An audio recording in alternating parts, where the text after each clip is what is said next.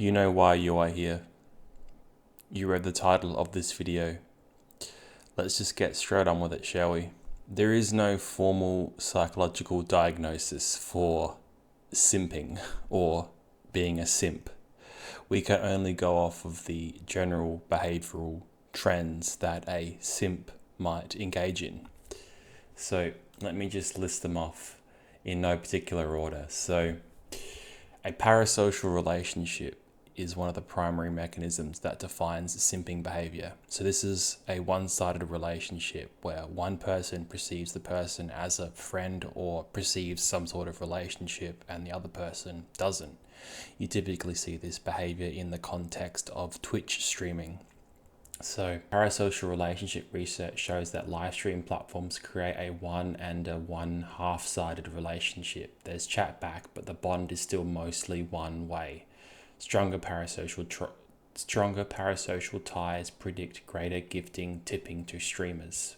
Okay, so number 2, your self-worth rises and falls with where things stand. So if your self-esteem depends on how your hoped for relationship is going or how your parasocial relationship is going, then that is another predictor. So if you imagine a relationship between someone and it goes poorly, and if your self-esteem is derived from that and your self-esteem drops, then that's how you know you might be a simp, because you're tying your self-worth to an imagined or non-conventional relationship. The third way to tell is self-neglecting, people-pleasing. So being overly concerned for others to the exclusion of your own needs. It's linked to interpersonal problems and distress. Many "I'll do anything for him, her, them" patterns live here. So another way to tell is if you neglect your own needs for someone else, you engage in excessive people pleasing. Way 4 is reassurance chasing that backfires. So excessive reassurance seeking, repeatedly asking, "Are we okay? Do you like me?" is robustly associated with rejection and depressive symptoms in close relationships. If you keep fishing for validation and feel worse, that's excessive reassurance seeking. So the person might seek excessive reassurance from the Twitch streamer that they've donated to, to potentially the own detriment of the relationship. So way number 5 is anxious expectation of rejection. So rejection sensitivity is the disposition to anxiously expect or perceive rejection. It drives clingy or appeasing behavior to stave it off. So another way to tell if you might be engaging in simping behavior is if you're anxiously predicting or perceiving rejection in the absence of it. Method number 6, attachment anxious caregiving.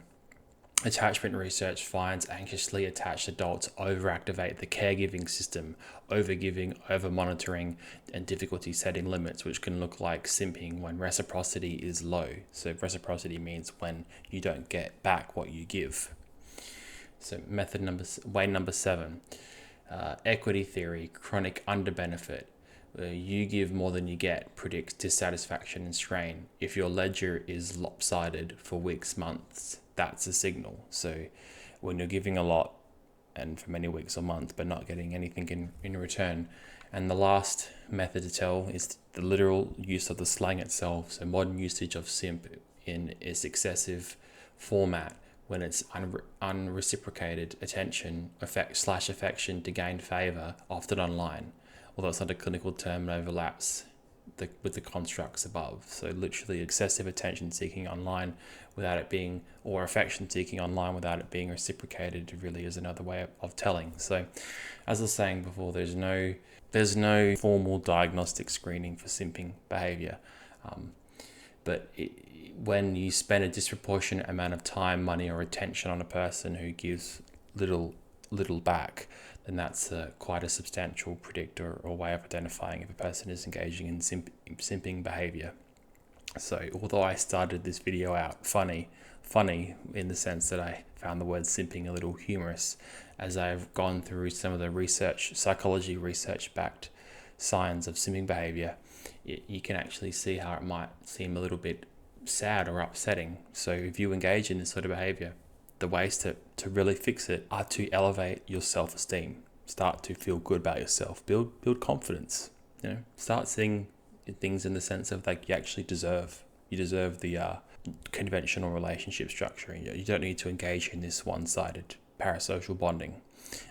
If your confidence levels are nominal and you do it for some other reason, then so be it. There's no problem there. But if it's on the basis of things like anxiety or low self-esteem, work on that stuff, and invest that money in more productive things like yourself.